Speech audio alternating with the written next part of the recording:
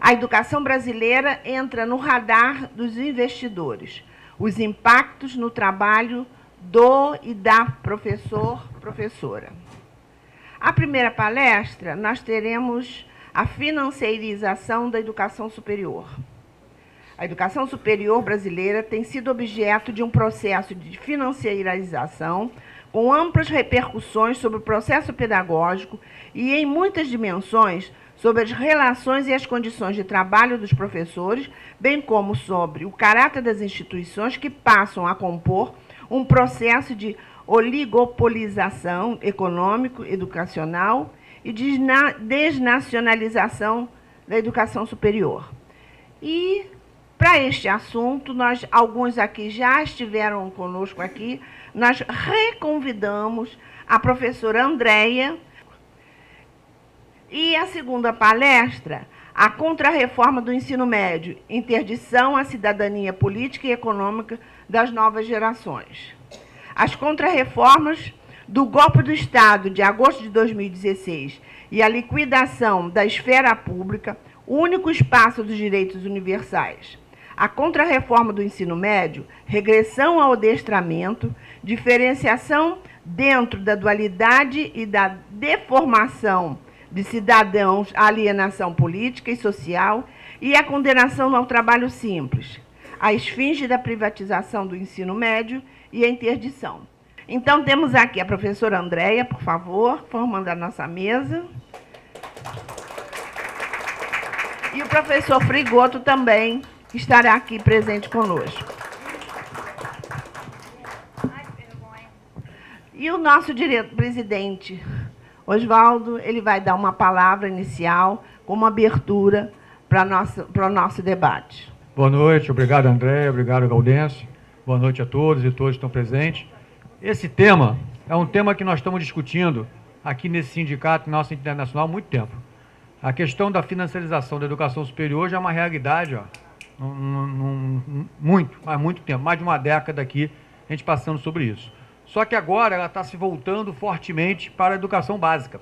E ela está vindo com muita força, né? Essa expressão radar, né? Está no radar, é o discurso dele, está no radar da financiarização a questão da educação básica. Nós aqui no Rio de Janeiro, né, já estamos sofrendo isso já há um bom tempo também, né? Não começou esse ano nem o ano passado. Aqui nós já estamos sofrendo isso, né? Os grandes investimentos, algumas escolas da Zona Sul, as tradicionais escolas da Zona Sul, estão também sofrendo isso na base, a concorrência violenta desse pessoal. Só que eles não estão indo apenas para as médias e grandes empresas, né? A financiarização na educação básica ela também está entrando na baixa renda, porque a perspectiva deles é a perspectiva de acabar com a escola pública.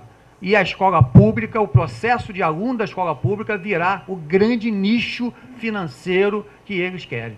Já fizeram isso na educação superior, vem fazendo na educação superior, sofreram um pouco, né, no processo, timidamente do governo Lula, mas sofreram com o investimento no governo Lula e Dilma na questão das faculdades da universidade pública, mas eles vêm avançando, vêm avançando. Esse sindicato tem um histórico de denunciar, de bater nisso, de fazer um enfrentamento com esse processo. A nossa entidade nacional, a CONTE, que tem também estudos sobre isso e faz um debate sobre isso, também tem fazendo. Então, esse debate hoje aqui é fundamental. Trouxemos duas pessoas importantes nesse debate para dar um esclarecimento melhor para a nossa formação política aqui nesse campo. É um debate fundamental que hoje está na categoria e que nós estamos aqui. Agradeço a participação de vocês mais uma vez para enriquecer a luta política desse sindicato, a história que esse sindicato tem. Então, boa palestra a todos e uma boa palestra, um bom debate a todo mundo. Muito obrigado pela presença. Eu só quero acrescentar que a professora Andréia, ela é professora adjunta da Escola de Serviço Social da UF, pesquisadora da rede Universitas BR. E o professor Frigoto, professor titular da Economia Política da Educação da UF, aposentado, atualmente professor associado do Programa de Pós-Graduação em Políticas Públicas e Formação Humana da UERJ. Nós combinamos aqui cerca de 25 minutos, entre 20 e 25 minutos, e eles preferiram que o debate fosse para o final. Então, entre um e outro, a gente vamos dar prosseguimento direto de um e outro, tá bom? Inicialmente, começamos com a professora Andréia.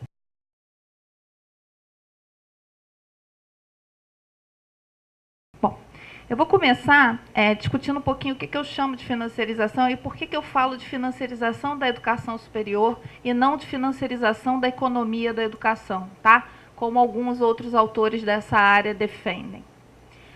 Primeiro, o que eu estou chamando de financiarização? O processo pelo qual o capital financeiro passa a ser o elemento que comanda o processo educacional. Tá? No nosso caso, na esfera da educação superior. Né? Da mesma maneira que eu entendo, né, que quando o capital toma conta, né, do processo de produção social da vida, não é só uma questão econômica, mas é a totalidade da vida que está em jogo, eu entendo que quando se financiariza a economia da educação superior, ou seja, a finança passa a dar o tom do processo educativo como todo e, portanto, a definir, né, as ações e os sujeitos que ocupam esses espaços educacionais, também não é um processo meramente econômico, é um processo que afeta, né, a educação como todo e, portanto, as dimensões didáticas, pedagógicas, psicológicas, emocionais, afetivas, que estão em jogo no espaço educacional, tudo bem? Então, por isso que eu defendo, né, o uso da expressão financiarização da educação superior, porque não é só a economia da educação que está em jogo, é o próprio modo de ser da educação superior que está, né, submetido a esse processo de controle pelo capital financeiro. Tudo bem? Então, eu defendo isso porque isso exatamente é aquilo que nos permite apontar para os impactos sobre o trabalhador docente, por exemplo, para os impactos no sentido da sua autonomia didático-pedagógica, para os impactos no sentido salarial, né, e das condições e relações de trabalho a partir das quais esse professor passa a constituir a sua atividade, que são, né, radicalmente distintos de momentos anteriores. Então, eu acho que não dá para a gente falar só de uma financiarização da economia da educação, mas de uma financiarização, inclusive, do próprio processo pedagógico. Ele também é submetido a uma lógica financiarizada e tem que apresentar, inclusive, rendimento, que é, né, o produto dessa educação. Bom, enfim.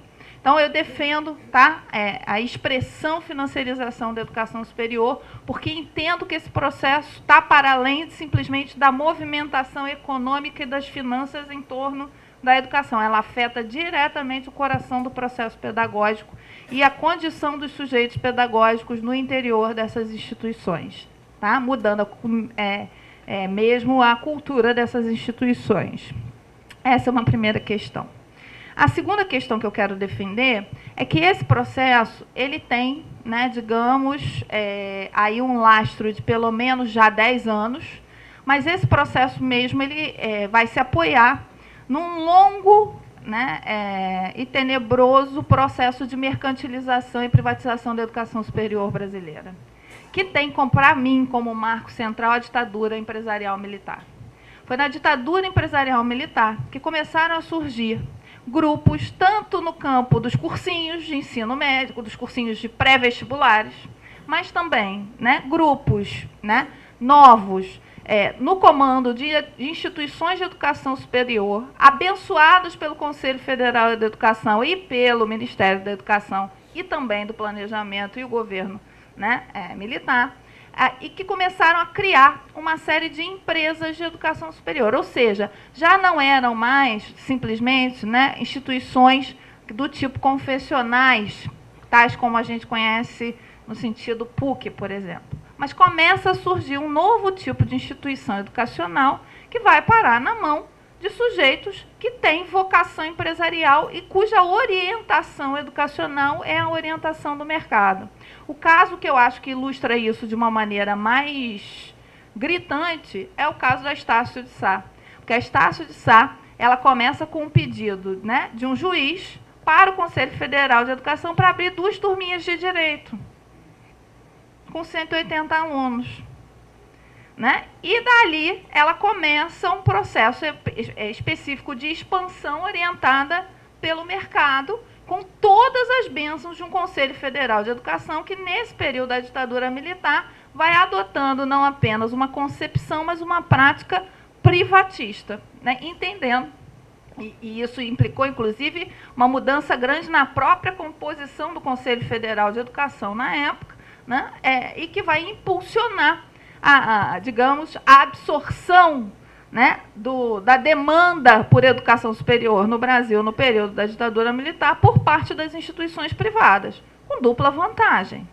Primeira vantagem é que as instituições privadas, né, elas absorvem essa demanda despolitizando a formação, muito diferente do que faziam as instituições públicas. 2, né, isso para, né, a ditadura empresarial militar é uma grande jogada.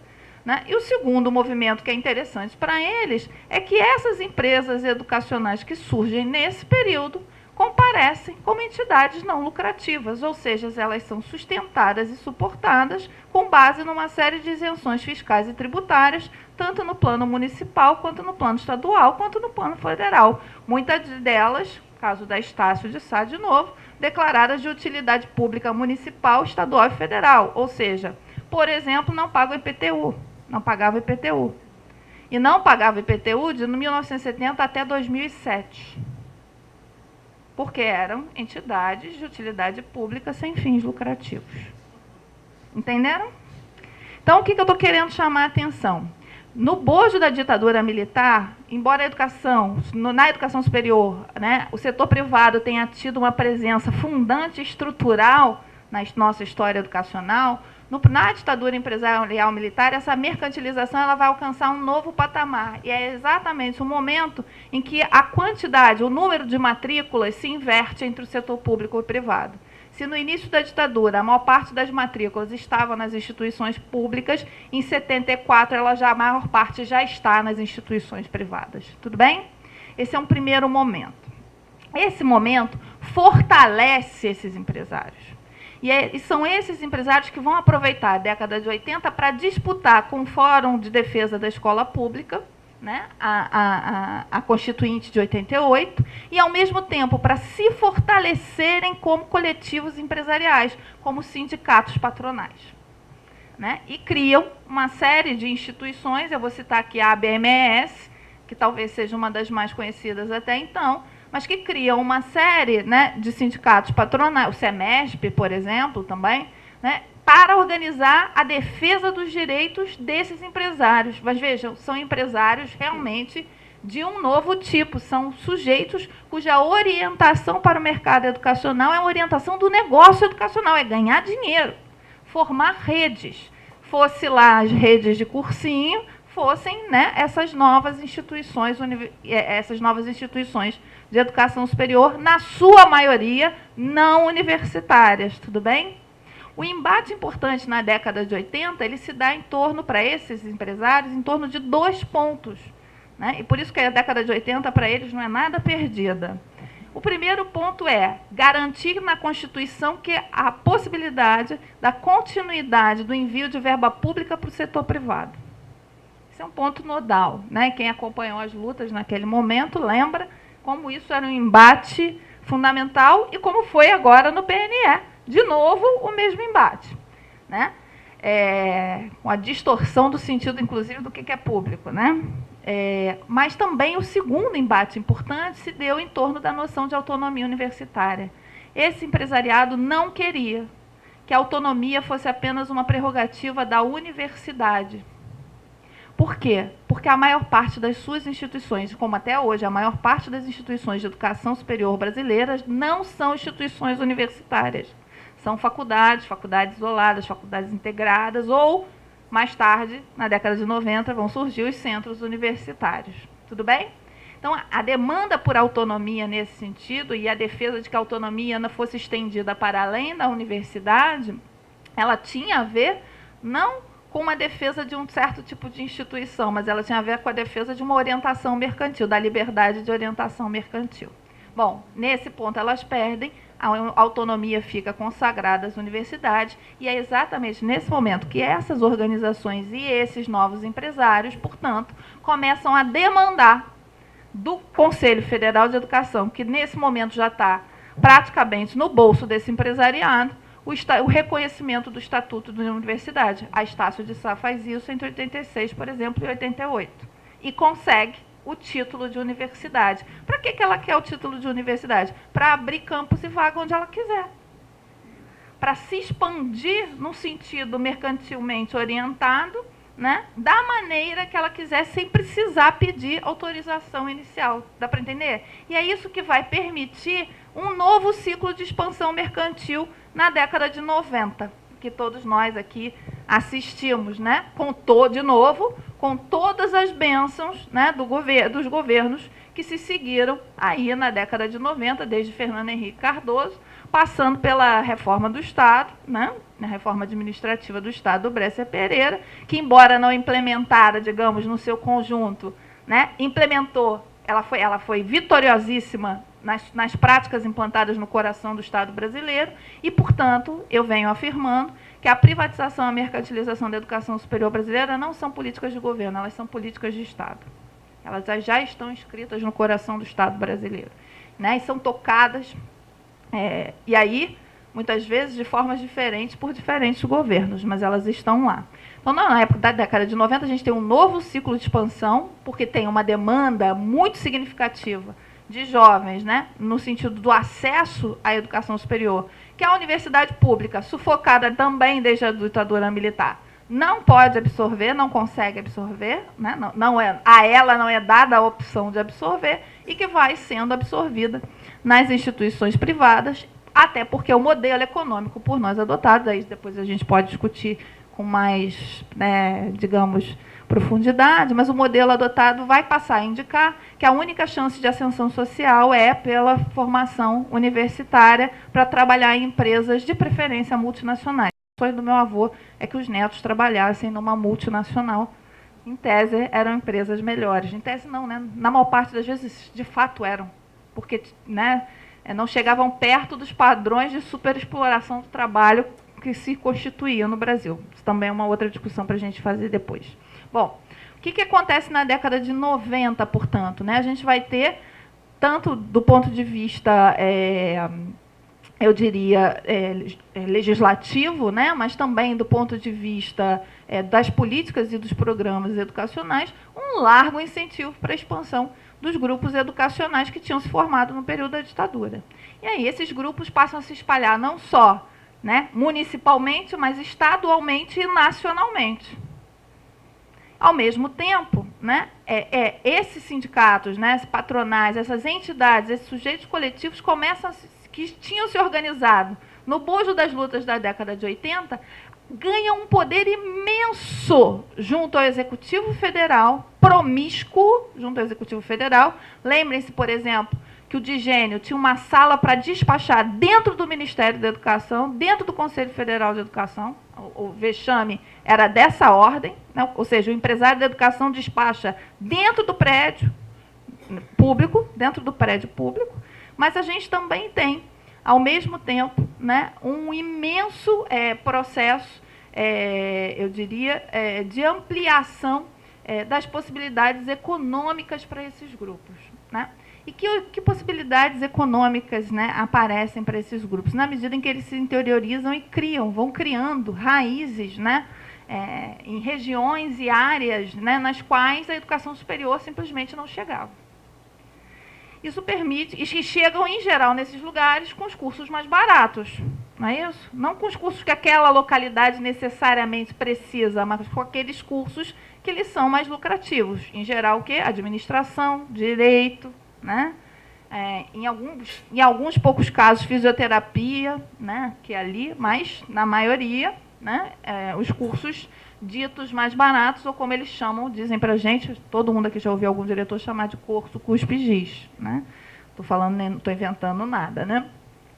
Isso é importante por quê? Porque eu estou querendo chamar a atenção de que o elemento fundamental desse processo de mercantilização é a participação do fundo público, é a participação do fundo público como pressuposto da acumulação de capital por parte desse empresariado, esse novo empresariado de serviços, que é o empresariado que cresce na década de 90 e, especificamente no nosso caso, do empresariado de serviços educacionais. extremamente bem amparado por uma montagem, né, de um número significativo de atores coletivos, a ABMS, a ANUP, a NUC, eu posso citar aqui, né, SEMESP, um sem número, né, de entidades que passam a defender em todas as esferas os interesses desse setor. Mas mais do que fazer lobby, e isso é que eu acho que a gente precisa mapear, sacar e atacar, não se trata de simplesmente de pressionar, por exemplo, o Congresso Nacional. Se trata da gente perceber que os congressistas são eles mesmos sócios ou detêm participação societária nessas empresas educacionais. A pressão não vem de fora.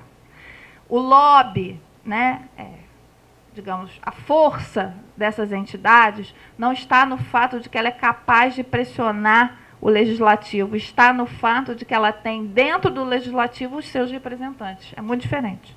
Percebem que é diferente? Então, por exemplo, se a gente pega a ABMS, ela tem grupo comum de trabalho com o CESU-MEC, com a CESU-MEC. Se reúnem regularmente. É assim que acontece conosco, quando o nosso sindicato pede audiência com o Ministério da Educação, quando, por exemplo, o Andes ou outros sindicatos pedem audiência com o Ministério da Educação. Não é tão fácil assim, né? Percebem a diferença?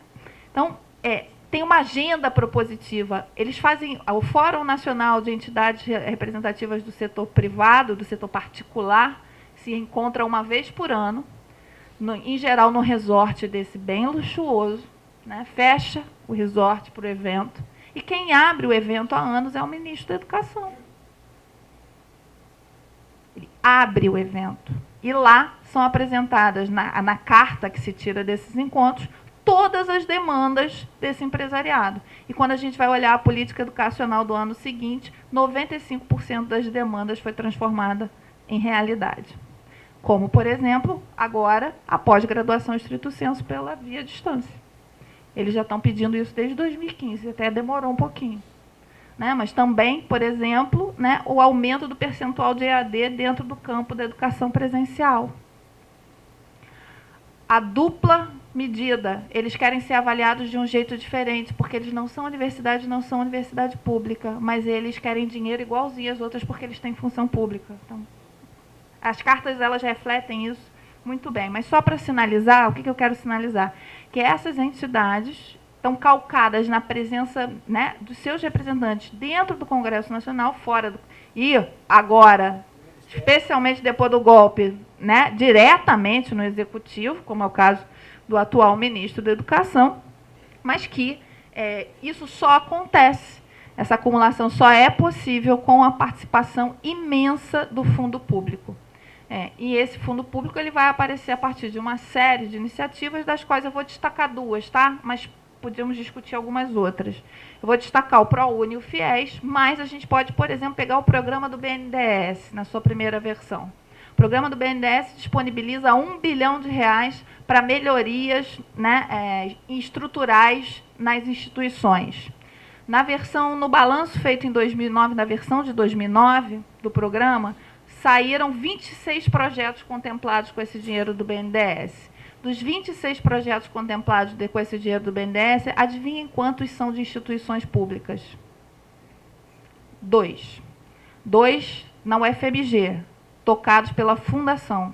Claro que não diretamente pela universidade, mas pelas fundações de apoio, que a gente sabe também que é outro, né, saco de gatos, é outra questão para a gente discutir. Percebe? O resto é tudo instituição privada, porque as públicas, nem o preenchimento daqueles critérios elas conseguem. Documental daqueles critérios é difícil para elas. Então, dos 26 projetos, 24 eram privados. Bom, ProUni e FIES, né? Quando vem a demanda do ProUni, aí é o primeiro quadro que eu queria mostrar para vocês. A demanda do ProUni começa em 2004, a partir de uma fala do setor privado de que havia uma quantidade imensa de vagas ociosas. Mas como é que eles têm vagas ociosas? Da onde vem o cálculo dele de vagas ociosas? Claro, da superexploração do professor. Se um só professor ele pode estar 40 horas em sala de aula, é óbvio que quando eu vou calcular a margem do número de alunos disponíveis, né, eu trabalho com professor horista, eu vou calcular o número de vagas que eu posso atender com esse professor, a minha conta vai para a estratosfera. E a gente sabe que essa projeção, né, ela é exagerada, né? E, portanto, vejam, diante dessa projeção da possibilidade de vagas ociosas, o governo, eles começam a chantagear o Estado, dizer, olha, se continuar assim, a gente vai ter que fechar a unidade aí pelo Brasil, esses campos todos que a gente abriu, a gente vai ter que fechar. Vai ter que mandar professor embora. Tem gente que não vai se formar. E aí, nesse processo, eles conseguem, né, descolar o projeto do ProUni. Por que o projeto do ProUni para eles é importante? Porque o projeto do ProUni permite que eles assumam o caráter empresarial e lucrativo, assumam formalmente, o que já estava possibilitado desde 96, 97, 98, mas sem perder algumas das isenções fiscais das quais eles gozavam. Contribuição sobre lucro líquido, por exemplo, é uma delas. Então, vejam, o ProUni entra para que eles possam assumir o estatuto empresarial sem perder tanto, sem terem que pagar o conjunto dos impostos, né, o conjunto, né, das taxas que todos esses, que as atividades empresariais exigem. Então, nesse sentido, eu quis destacar aqui, por exemplo, nessa tela, né, o número de vagas não preenchidas após os processos seletivos do setor público e do setor privado. Ah lá, igual. Por que sai o ProUni para o setor privado em 2004? Sai nessa pressão de que, se não, como eles detêm a maior parte das matrículas, a maior parte das funções docentes, se eles tiverem que começar a fechar, vai ser um imenso descalabro. E aí vem a legislação do ProUni. No trâmite, eu vou passar rapidinho, a gente discute depois, mas da lei do ProUni, do projeto de lei até o ProUni como ele saiu, o empresariado ganhou tudo o que quis. Ele modificou o projeto de lei, retirando vários elementos de controle e colocando em cena vários elementos de vantagem mercantil para eles. Então, eles conseguiram manter quase todas as isenções, inclusive imposto de renda, tá, gente? Imposto de renda sobre atividade de pessoa jurídica. Eles só tiveram que passar a pagar a cota patronal do INSS. Mesmo assim, 20% ao ano, para 5 anos para se adaptar, porque é muito difícil isso para eles. Então, eles tiveram 5 anos para irem pagando a totalidade da cota patronal do INSS. Então, por exemplo, Estácio de Sá, antes de se tornar uma instituição lucrativa, adere ao ProUni. Em 2005, ela adere ao ProUni. As suas outras mantenedoras vão aderindo ao ProUni. Em 2007, ela diz, agora eu quero virar sociedade empresarial, de fim lucrativo. Em março, ela vira empresarial, em julho, ela abre capital na Bolsa. Eu brinco que é assim, né? Hoje acordei empresarial, opa, vou abrir o capital. Porque 2 dias antes era filantrópica, entende? Não fez acerto de contas, não prestou contas à Receita Federal, né? Ou seja, porque toda entidade filantrópica, quando ela encerra as suas atividades, ela tem que prestar conta do seu patrimônio. A Estácio Sá fez isso? Não. Alguma outra que tenha feito o mesmo caminho fez isso? Também não, né? Então, o ProUni foi uma grande jogada para essas instituições nesse sentido, e com implicações que eu queria mostrar para vocês, porque eu acho que elas são importantes para a gente e são sérias, né? E aqui eu vou pegar essa tabela. Vejam lá, se a gente pegar, deixa eu pegar o título aqui, desculpem. Se a gente pega a renúncia fiscal por tributo do ProUni, para cá, né, para o conjunto das instituições, a gente vai ver em 2015 o montante de renúncias que vem a partir do ProUni. Vejam, que receitas são essas as quais essas instituições têm direito à renúncia? São aquelas que constituem a Seguridade Social e que, portanto, diminuem os números daquilo e dão chancela, dão algum apoio à tal da crise da Previdência e à tal da necessidade de reformar a Previdência. É o dinheiro da Previdência, da Seguridade Social, para ser mais preciso, que sai e vai, COFINS, CSL, né, e etc., que é renunciado, né, dado como renúncia a essas instituições e que vai financiar essas suas atividades, né? Isso para pegar o caso especificamente do ProUni. No caso do FIES especificamente, o FIES é um descalabro. Eu estou dizendo isso por quê? Porque nós temos o caso mais escandaloso de mercantilização da educação superior do mundo nesse momento. Nós temos a maior empresa de educação superior do mundo, que é a Croton. Um país com déficit educacional, com a quantidade de jovens, né, na idade de cursar a educação superior, fora da universidade, que tem a maior empresa de educação superior do mundo, só pode ser um ornitorrinco, né?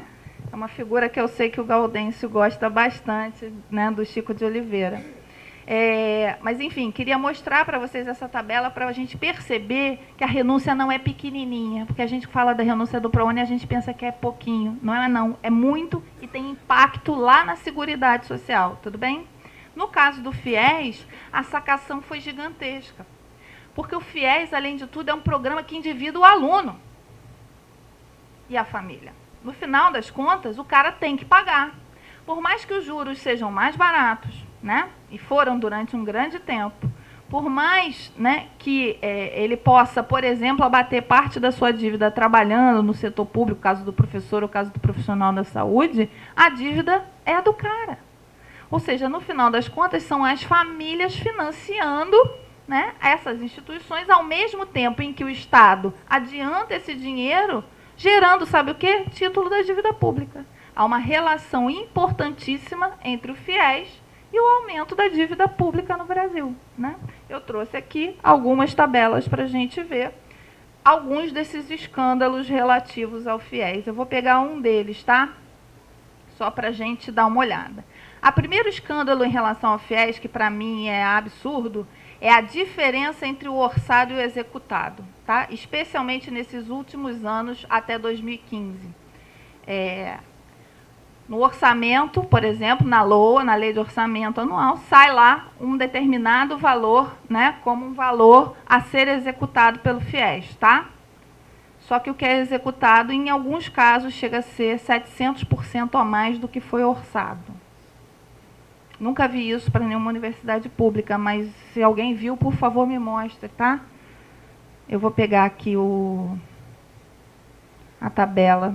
Gente, desculpa, eu não consegui recortar as tabelas e botar numa planilha, mas está aqui, ó. Olha lá.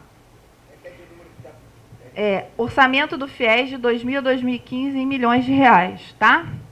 Na coluna A, a gente tem a dotação inicial, tá? Na coluna B, a gente tem a dotação final. Na coluna C, a gente tem o valor realmente empenhado. Quanto que realmente se gastou com o FIES, tá? Então, vamos pegar só a dotação inicial de 2014.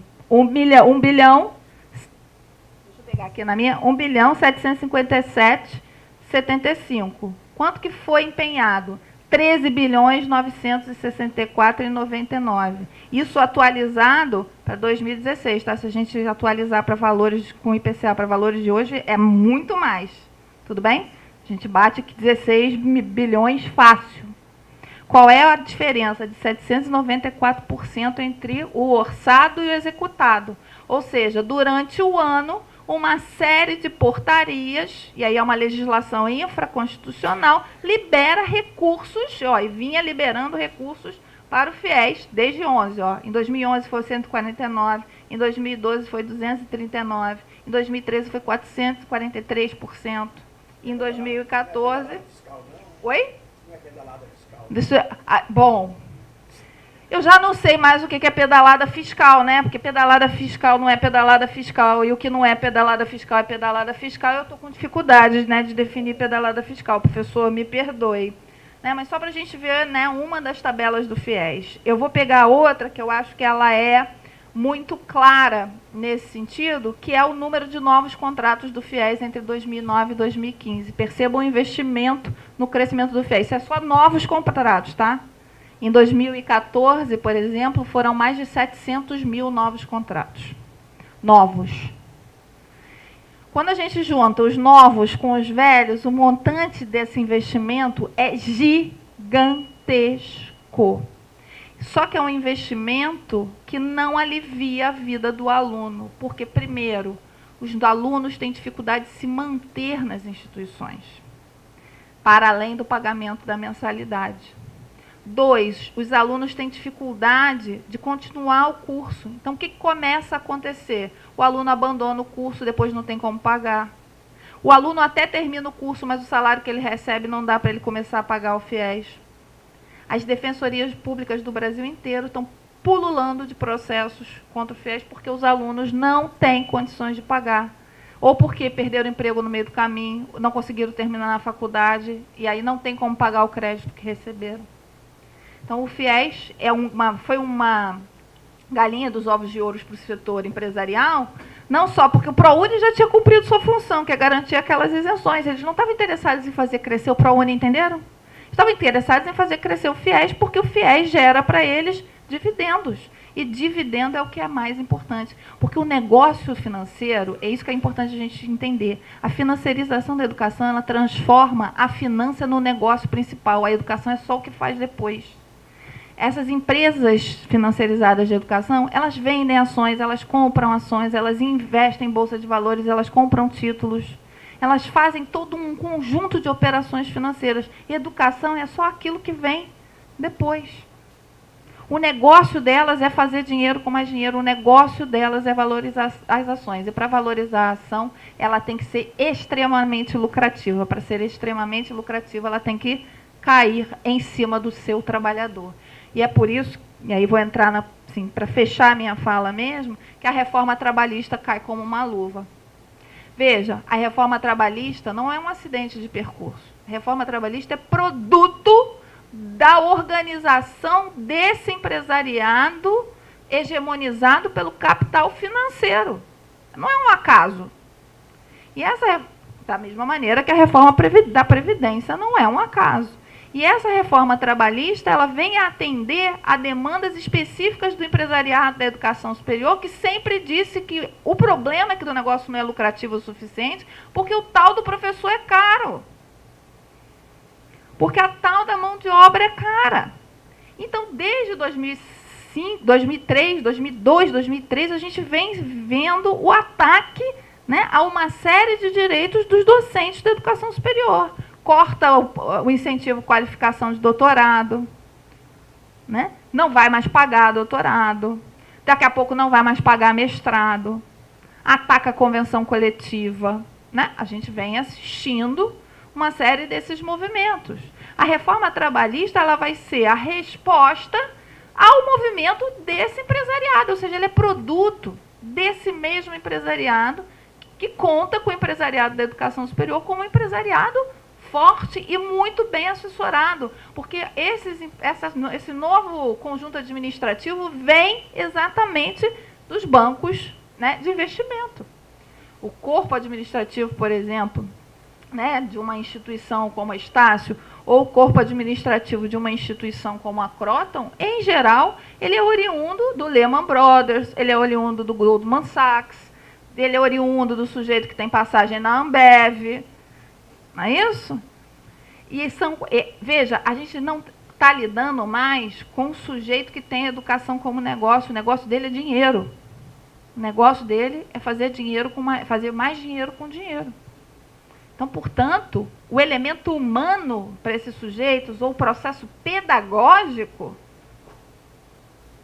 é só um álibi para ele fazer dinheiro com mais dinheiro. E é com esse sujeito que a gente vai ter que lidar, e é com ele que a gente está lutando. A gente não está mais lutando, né, sequer com empresas de organização familiar. Para fechar, eu queria só mostrar para vocês um dado do FIES, e aí eu paro nele, prometo, juro que eu paro, juro. Que eu acho que é bastante assustador. Eu queria mostrar para vocês o impacto que foi na ação das ações, aquilo que a gente chamou da quebra do FIES pelo governo golpista, né, do ilegítimo, vampirão Temer. Quando o Temer, né, diz que não vai fazer mais novos contratos, corta aquela quantidade de novos contratos do FIES, as ações das empresas educacionais balançam. Elas que tinham sido, por exemplo, em 2015, o setor mais lucrativo da Bolsa de Valores. Elas balançam. Vê lá, ó, eu peguei aqui a cotação de 5 anos da Estácio, tá? 2014, 15, 16 e 17. Olha lá em 16 como cai. Deu para ver? Mas olha lá em 17 onde está. Já subiu.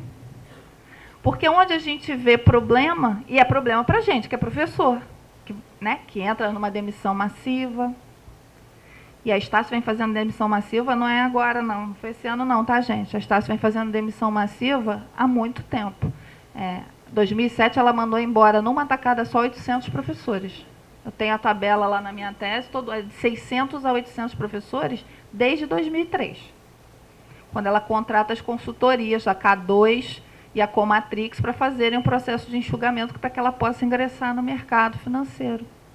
Então, no caso da Estácio, olha lá, a ação chegou hoje a um valor, esse quadro é de agora, eu tirei agora, deixei para tirar agora, que nunca teve antes. Se a gente pega, por exemplo, o caso da Croton, olha lá, ó, que era uma das mais vulneráveis, porque tinha uma quantidade grande de alunos matriculados pelo FIES. Aliás, a maioria tem entre 33% e 34% das matrículas, né, ligadas ao FIES e tem cerca de 50% da sua receita líquida ligada ao FIES. Olha lá, cai um pouquinho em 2016 e sobe rapidamente em 2017. Porque o negócio deles não é educação. Você entender? O negócio deles é fazer dinheiro. E quando eles demitem 1.200 professores, o que eles estão dizendo? Vai custar menos.